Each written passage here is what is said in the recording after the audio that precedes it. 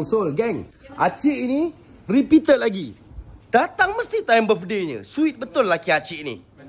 Yang lepas Acik beli meja makan. Videonya viral sebab comel sangat. Terima kasih Acik tu.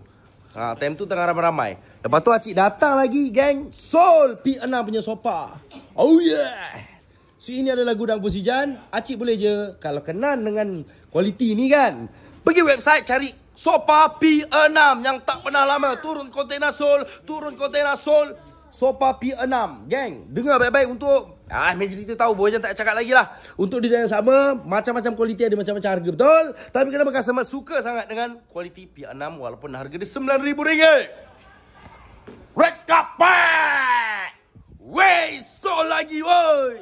Itu 23,000 baru Sol tadi. Acik pun repeated Sungai Rambai. Lagi-lagi customer nak raya, datang lagi.